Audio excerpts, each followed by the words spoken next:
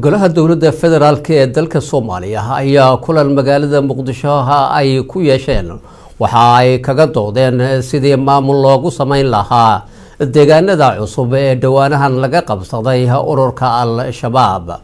waxaa warkan ka soo dirtay magaalada Muqdisho Nimca Maxamed Bashiir oo telefishinka Soomaali channel uga soo waranta halkaasi.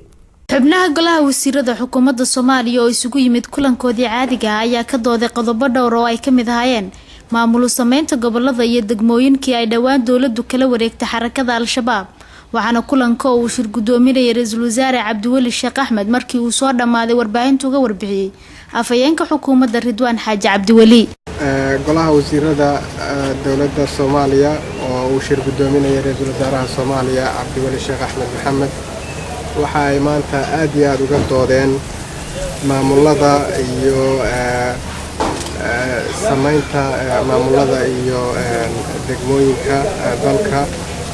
waxa ay garwaaqsadeen goobaha laga xoreeyay Al-Shabaab iyo nabadiidka iyo xaaladaha ay ku sugan yihiin iyo baahida degdega ah ee loo qabo in maamullo loo sameeyo goobahaas dhawaan laga xoreeyay kuwa nabadiidka ah iyo goobaha kale ee laga xoreyn doono kooxahaas nabadiidka ah.